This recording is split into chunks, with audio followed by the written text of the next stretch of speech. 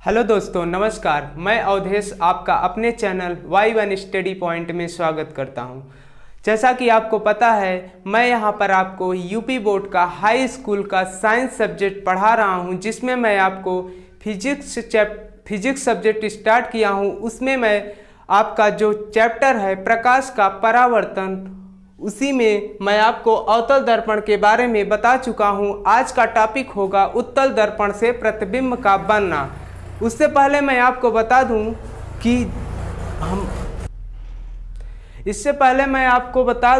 कि आपका जो भी टॉपिक मैंने आपको पढ़ाया, अगर कहीं भी आपको डाउट हो तो हमारे कमेंट बॉक्स में जाकर कमेंट कर देना, ताकि मैं जब अगला वीडियो आपको पढ़ाने के लिए यहाँ पर खड़ा हूँ तो मैं आपका जो भी कमेंट हो उसे देखकर आपका डाउट क्लियर करते हुए क्लास को आगे बढ़ाता जाऊँ। इसी के साथ मैं आपसे एक रिक्वेस्ट करना चाहूँगा कि आप हमारे चैनल को ज़्यादा से ज़्यादा लोगों तक शेयर करिए, ताकि और हमारे वीडियो को लाइक और शेयर और हमारे चैनल को सब्सक्राइब करना न भूलिए, ताकि जब भी हमारा कोई वीडियो अपलोड हो सबसे पहले आप तक पहुँचे। आइए बात करते हैं उत्तल दर्पण से प्रतिबिंब का बनना। आज का टॉपिक होगा उत्तल दर्पण से प्रतिबिंब का बनना। उत्तल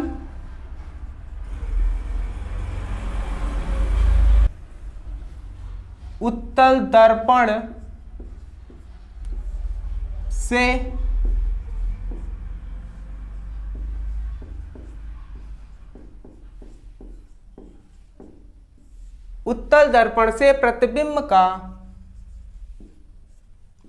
बनना।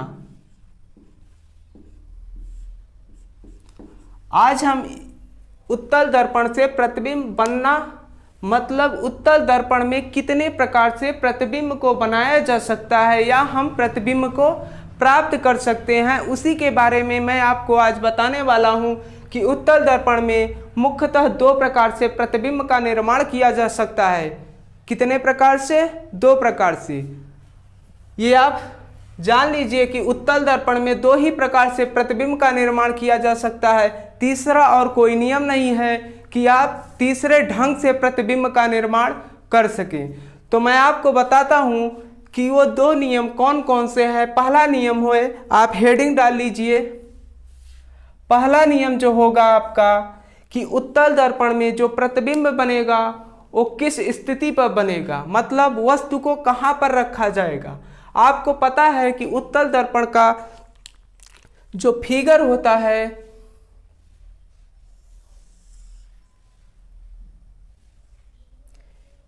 ये दबे हुए तल पर कलई किया जाता है।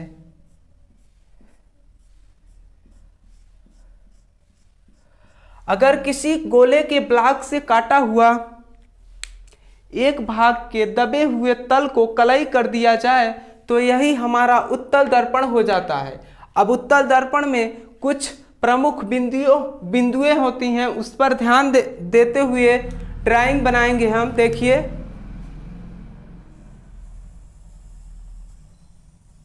ये आपको पता ही है, यह हमारा मुख्य अक्ष होता है।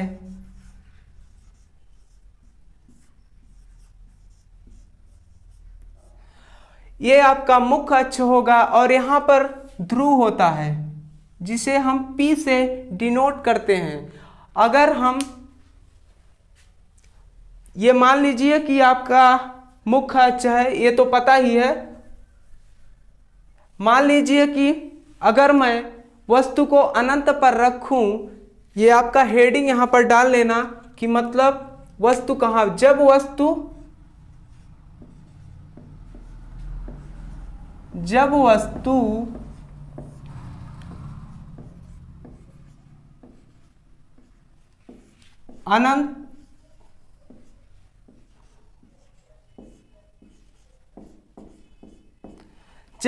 अनंत पर हो, मतलब मैंने आपको पहले बताया अवतल दर्पण में जब वस्तु अनंत पर था तो प्रतिबिंब का निर्माण कहाँ पर होता था। उसके बाद मैं आज बात करने वाला हूँ उत्तल दर्पण।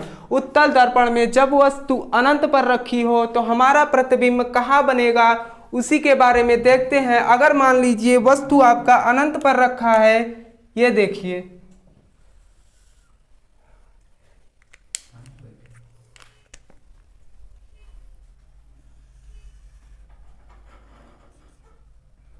ये मान लीजिए कि आपका वस्तु जो है अनंत पर रखा हुआ है।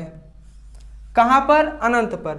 अगर अनंत पर रखा हुआ है तो उत्तल दर्पण में प्रतिबिंब कहाँ बनेगा? आपको पता है, अगर कोई वस्तु का प्रतिबिंब प्राप्त करने के लिए कम से कम 2 किरणों की आवश्यकता होती है। अगर हम 2 किरणों को इसी उत्तल दर्पण पर प्रवाहित करें तो हम पता पा लेंगे कि प्रतिबिंब हमारा कहाँ बनेगा। जैसा कि आपको नियम में पता है, समांतर आने वाली प्रकाश की किरणें फोकस से होकर जाती हैं और फोकस से होकर जाने वाली प्रकाश की किरणें मुख्य अक्ष के समांतर हो जाती हैं। तो हम पहला किरण जब प्रवाहित करेंगे इस पर, देखिए मुख्य अक्ष के समांतर ये है। अगर मुख्य अक्ष के समांतर प्रकाश की किरण उत्तल दर्पण पर टकराएगी, टकराने के बाद वह परावर्तित हो जाएगी।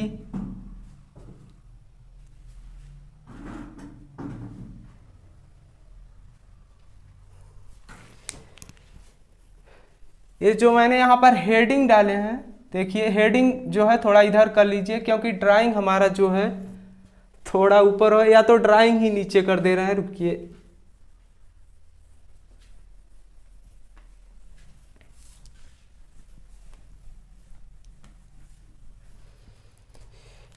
हेडिंग जो है आप वही रखिए। जब वस्तु अनंत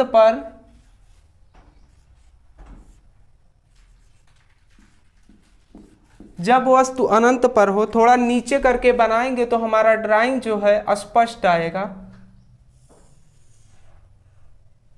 ये मान लीजिए कि आपका उत्तल दर्पण है। उत्तल दर्पण का नेचर है कि दबे हुए तल में कलई किया जाता है और ये आपका मुख्य अक्ष होगा।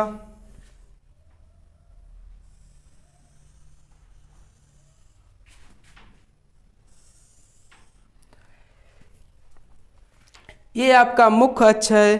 हमने आपको बताया यह आपका ध्रुव होता है, जिसे हम P से डिनोट करते हैं। मान लीजिए कि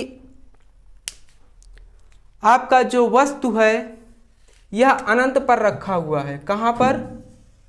अनंत पर। A B मतलब वस्तु का निचले सिरा जो है आपका A है और ऊपरी सिरा आपका B है। जब वस्तु अनंत पर रखी हो तो उत्तल दर्पण में प्रतिबिंब का निर्माण कहाँ पर होगा? आपको पता है कि हम वस्तु से 2 किरणों को ले जाएंगे।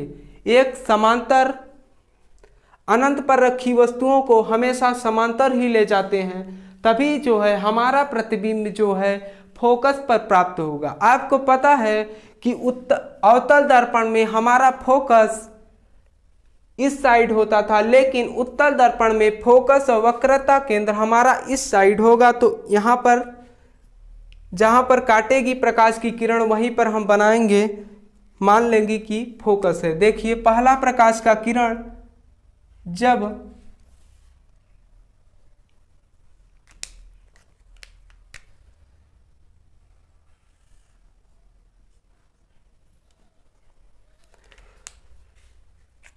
जब हम पहली प्रकाश किरण को मुख्य अक्ष के समांतर ले जाएंगे तो क्या होगा? जब मुख्य अक्ष के समांतर प्रकाश की किरण जाएगी, दर्पण से टकराने के बाद वह परावर्तित हो जाएगी। क्या होगा? परावर्तित हो जाएगी। तो क्या ये बताइए कि ये किरण कहीं पर मिला? ये तो परावर्तित होकर वापस लौट गई। तो हम क्या करेंगे? इसी प्रकाश की किरण को पीछे बढ़ाएंगे। कहाँ पर? पीछे बढ़ाएंगे।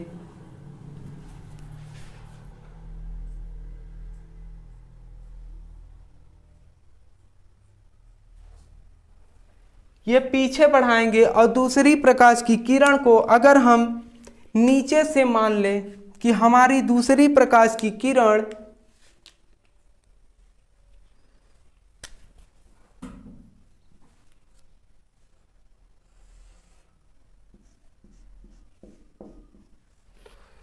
मान लीजिए कि हमारा दूसरा प्रकाश की किरण जो है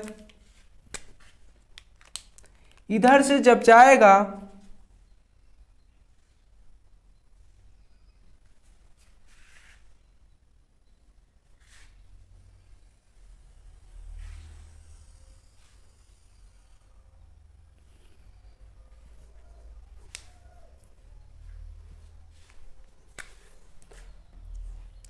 और टकराने के बाद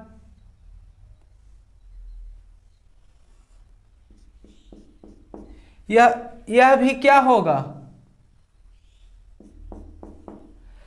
परावर्तित होगा। मतलब इस डायरेक्शन में परावर्तित हो जाएगी प्रकाश की किरण। तो यह भी प्रकाश की किरण जो है अपने ही माध्यम में वापस लौट गई। लेकिन हम क्या करेंगे, प्रकाश की किरण जो परावर्तित हुई है उसी को पीछे बढ़ाएंगे और जहां पर यह दोनों प्रकाश की किरणें काटेंगी वहीं पर आपका प्रतिबिंब बनेगा। और यह प्रतिबिंब किस जगह बनेगा आपको बता दें, हम एफ पर बनेगा, मतलब फोकस पर बनेगा और आपका वक्रता केंद्र यहां पर होगा सी। मतलब यह निकला कि अनंत पर रखी वस्तु जब उत्तल दर्पण में प्रतिबिंब प्राप्त करना हो, अनंत पर रखी वस्तु फोकस पर प्राप्त होती है। और यह प्रतिबिंब कैसा होगा, आभासी होगा। यह प्रतिबिंब आभासी होगा और वस्तु से बहुत ही छोटा, ये कहिए कि बिंदु के बराबर जो है आपका प्रतिबिंब का निर्माण होगा। और यह प्रतिबिंब जो बनेगा आपका सीधा बनेगा। कैसा बनेगा, सीधा बनेगा। ये आप ड्राइंग बना लीजिए, उसके बाद हम अगले टॉपिक पे बात करते हैं।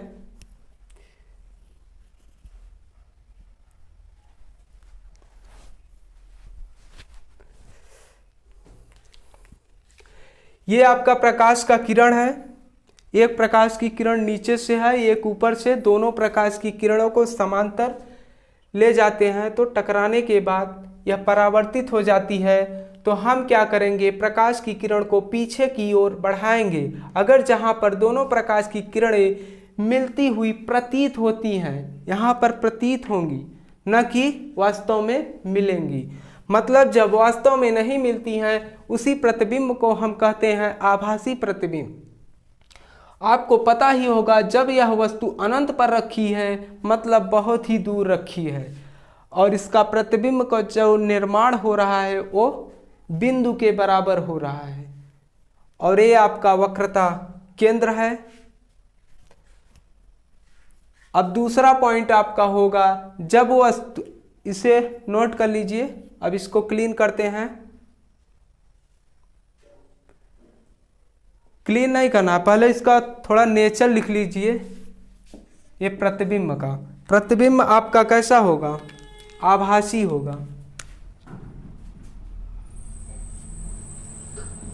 प्रतिबिंब जो आपका होगा आभासी होगा। प्रतिबिंब आभासी होगा और सीधा होगा।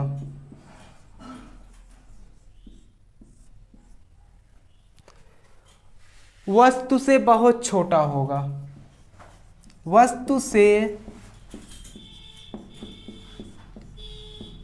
बहुत छोटा। बहुत छोटा मतलब बिंदु के बराबर। और तीसरा पॉइंट आप लिख लीजिए, यह प्रतिबिंब जो होगा आपका दर्पण के पीछे बनेगा। दर्पण के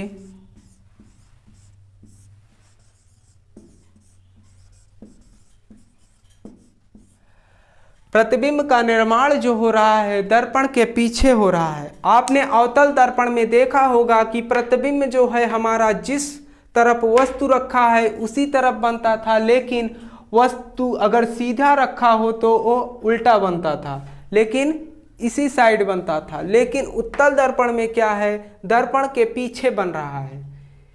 ये 3 पॉइंट है। अब अगले पॉइंट पे हम बात करेंगे, जब वस्तु अनंत और वक्रता केंद्र के बीच में रखा हो तब हमारा प्रतिबिंब कहाँ बनेगा।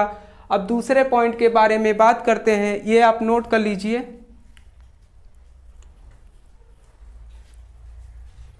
चलिए अब क्लीन करते हैं। अब दूसरा पॉइंट आपको मैंने पहले ही बता दिया, उत्तल दर्पण में सिर्फ 2 प्रकार से ही प्रतिबिंब को प्राप्त किया जा सकता है। तीसरा कोई नियम है ही नहीं कि उत्तल दर्पण में प्रतिबिंब को प्राप्त किया जा सके। दूसरा नियम आपका होगा, जब वस्तु अनंत और वक्रता केंद्र के बीच में रखी। जब वस्तु अनंत और वक्रता केंद्र के बीच में हो तब उत्तल दर्पण में प्रतिबिंब जो बनेगा आपका कहाँ बनेगा, उसी के बारे में हम लोग आइए देखते हैं।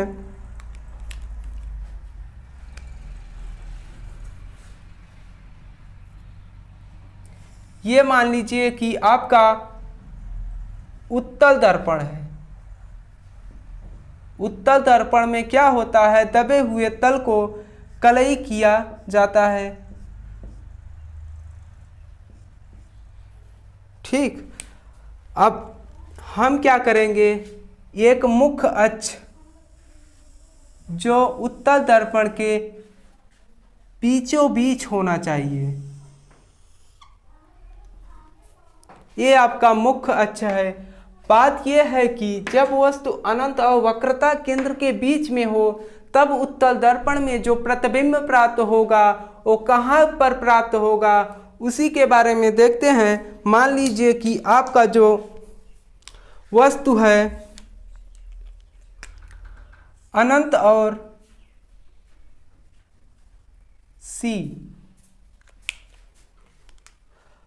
अनंत और सी और एफ। आप बोलेंगे कि सर आपका वक्रता केंद्र और फोकस इस तरफ होता है, तो हम मान लेंगे कि अगर हमारा फोकस यहाँ पर है और वक्रता केंद्र यहाँ पर है तो हम इस तरफ मानेंगे कि एफ डैश और सी डैश। समझ में आया कि मतलब अगर आपको पता ही है कि हमारा फोकस जो है वक्रता केंद्र इस तरफ होगा ना कि इस तरफ, हम मान सकते हैं कि हम फोकस दूरी के बराबर इस तरफ फोकस मान सकते हैं और वक्रता केंद्र के बराबर दूरी पर वक्रता केंद्र को मान सकते हैं। तो देखिए, अगर वस्तु अनंत और वक्रता केंद्र के बीच में रखी हो तो हमारा प्रतिबिंब कहाँ बनेगा। ये मान लीजिए कि आपका वस्तु जो है अनंत और वक्रता केंद्र के बीच में रखा है। आपको पता है कि जब वस्तु समांतर जाएगी, समांतर जाने वाली प्रकाश की किरणें परावर्तित हो जाती हैं। परावर्तित होने के बाद हम क्या करते हैं, उसी प्रकाश किरण को पीछे की ओर बढ़ाते हैं तो हम देखते हैं कि वह कहाँ पर मिलती है, फोकस पर। और दूसरी प्रकाश की किरण को हम वक्रता केंद्र से ले जाएंगे, देखेंगे कि हमारा ये जो प्रकाश की किरण होगा, जब हम देखिए ड्राइंग देखिए तब समझ में आएगा। मान लीजिए ये पहली प्रकाश की किरण समांतर गया, समांतर जाने वाली प्रकाश की किरण परावर्तित होने के बाद ये अपने ही माध्यम में वापस लौट जाती है, लेकिन हम क्या करेंगे, इसे फोकस तक बढ़ाएंगे। ये देखिए,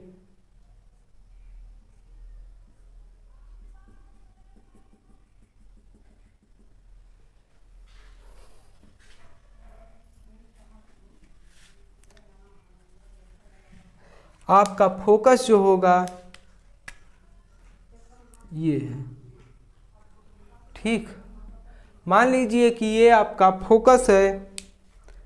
अब ये देखिए, अब दूसरा प्रकाश की किरण को हम क्या करेंगे, वक्रता केंद्र से लेके जाएंगे। आपको पता है वक्रता केंद्र से जाने वाली प्रकाश की किरण अपने ही माध्यम में वापस लौट आती है। तो चलिए देखते हैं, प्रकाश की किरण, वक्रता केंद्र से जाने वाली प्रकाश की किरणें कहाँ से आएंगी।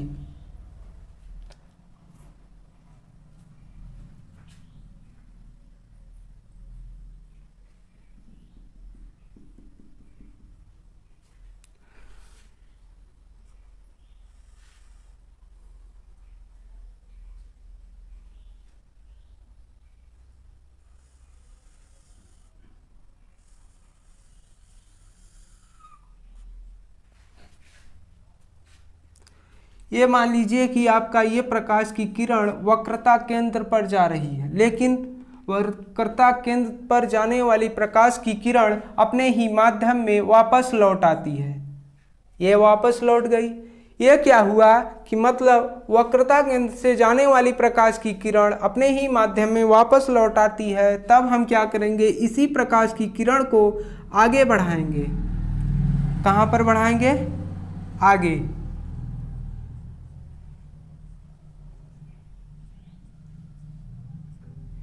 ये रहा आपका ड्राइंग, मतलब जहां पर प्रकाश की किरण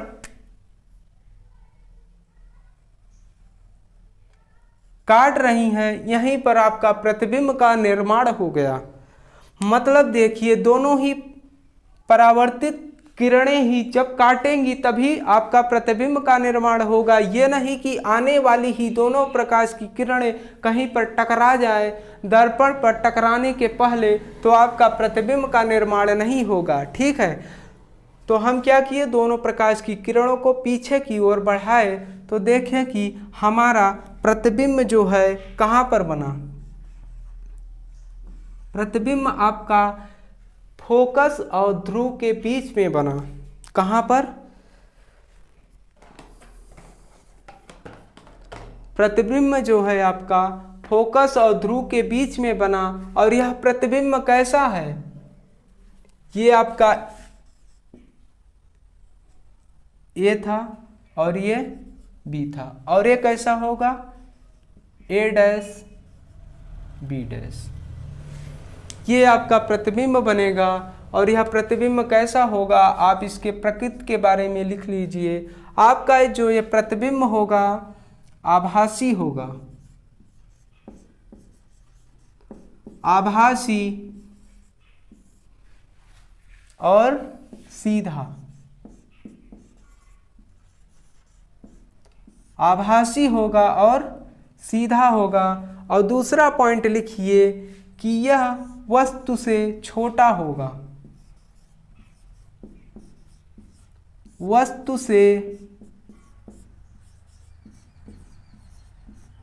छोटा होगा। वस्तु से छोटा होगा आपका।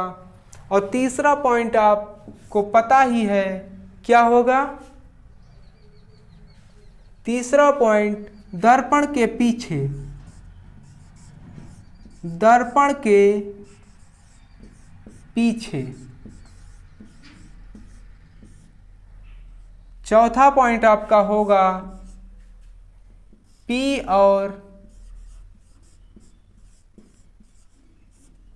और F के बीच। P और F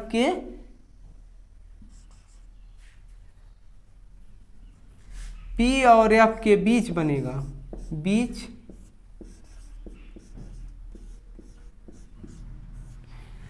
ये रहा आपका उत्तल दर्पण से प्रतिबिंब का बनना। जब वस्तु अनंत और वक्रता केंद्र के बीच में रखी हो तो हमारा प्रतिबिंब कैसा होगा।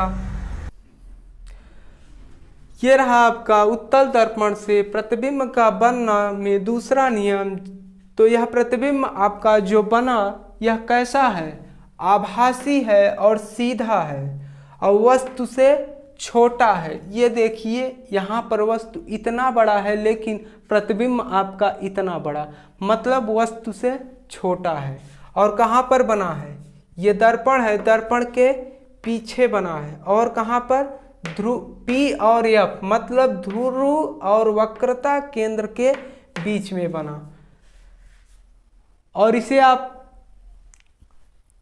अपना ड्राइंग बना लीजिए अपने नोटबुक में। अब आपका ये रहा उत्तल दर्पण। मैं आपको बता दूं ये उत्तल दर्पण आपका यहीं पर समाप्त होता है। अब इसके बाद हम बात करेंगे कि उत्तल दर्पण का प्रयोग कहाँ किया जाता है। ये तो है, लेकिन उत्तल दर्पण का प्रयोग क्या है। यह दर्पण बना तो है और प्रतिबिंब दो तरह से प्राप्त किया जा सकता है, उसके बारे में मैंने भी आपको यहाँ पर बता दिया। अब बात करेंगे उत्तल दर्पण का प्रयोग कहाँ किया जाता है। इसे हम साफ करते हैं।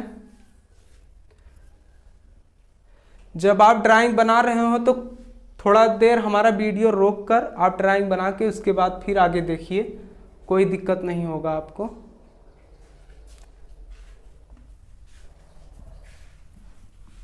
अब देखते हैं उत्तल दर्पण से, ये उत्तल दर्पण का प्रयोग कहाँ किया जाता है तो उत्तल दर्पण, लेकिन उत्तल दर्पण का प्रयोग आप बाइक चलाते होंगे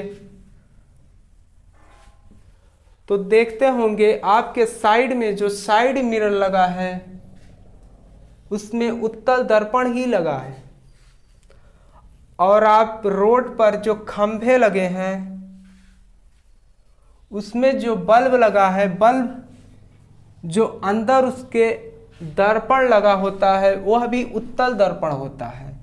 ये रोड पर जो खंभे लगे हैं उसमें उत्तल दर्पण का प्रयोग क्यों करते हैं? क्योंकि प्रकाश की किरण को रोड पर लगाया इसलिए जाता है, मतलब उत्तल दर्पण को इसलिए लगाया जाता है कि प्रकाश की किरणों को ज़्यादा से ज़्यादा दूर तक फैलाए, न कि सिकोड़े। हम लोग जब पढ़ाई करते हैं, पढ़ने वाला जो लैंप होता है उसमें देखिएगा आप अवतल दर्पण का प्रयोग किया जाता है, क्योंकि हम क्या करते हैं, टेबल लैंप जिसे बोलते हैं उसको एक जगह फोकस करते हैं ताकि हमको हमारे टेबल तक ही दिखाई दे, न कि प्रकाश की किरण को पूरा फैला दे।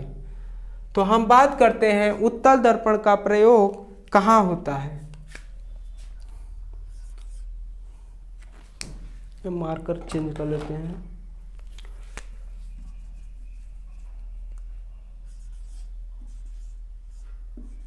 उत्तल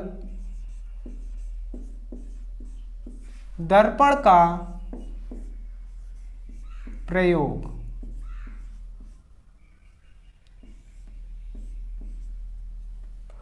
उत्तल दर्पण का प्रयोग कहाँ करते हैं? मैंने आपको बताया अभी, साइड मिरर मतलब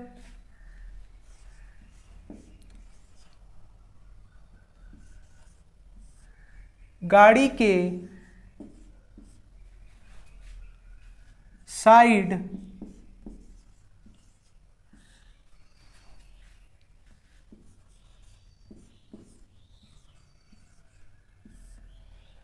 मिरर में, और दूसरा आप लिख लीजिए खंभे में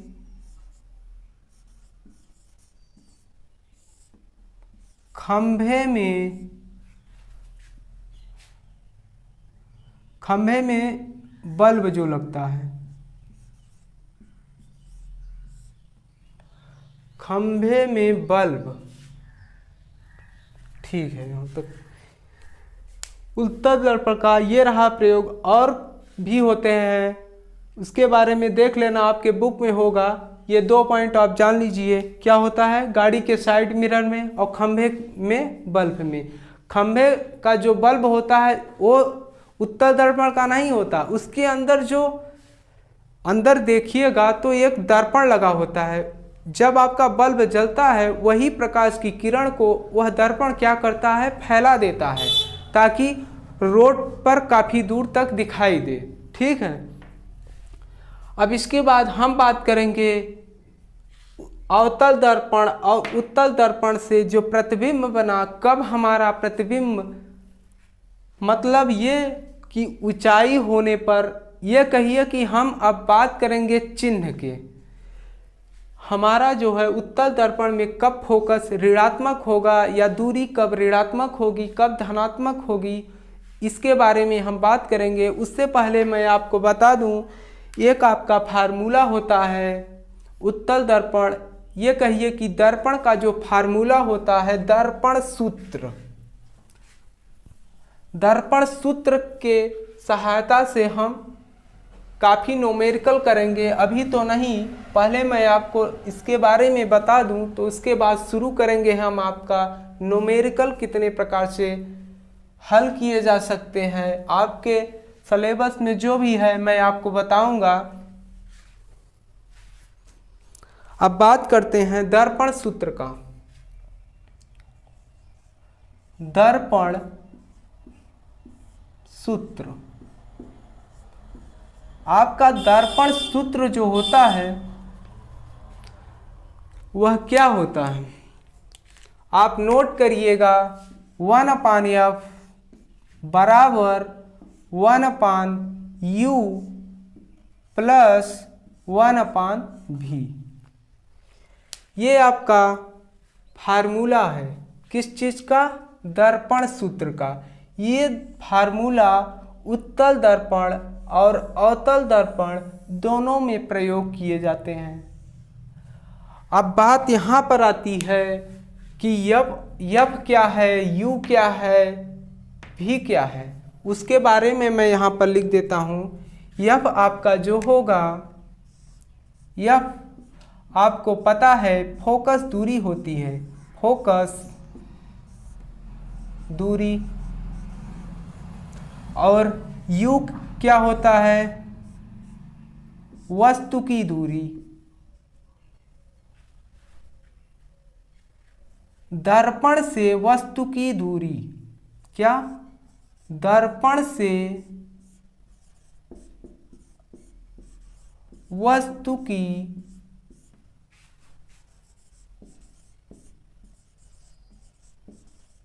दूरी। यू क्या होता है, दर्पण से वस्तु की दूरी, और भी क्या होता है, दर्पण से प्रतिबिंब की दूरी। क्या, प्रतिबिंब की दूरी।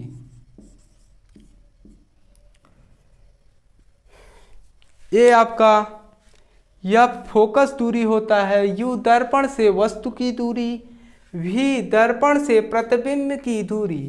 अब ये रहा आपका फार्मूला, इस फार्मूला को आप याद कर लीजिए। इसके बाद मैं जब आपको बताऊंगा चिन्ह कि मतलब आपका यफ कब माइनस होगा, कब भी धनात्मक होगा, कब ऋणात्मक होगा, अब यहाँ तक मैं आपको बताता हूँ। अब अगले क्लास में जब भी मैं स्टार्ट करूँगा तो आपको सबसे पहले मैं चिन्ह बताने के बाद आपको न्यूमेरिकल बताऊँगा कि किस किस प्रकार से सवाल को हल किया जाता है।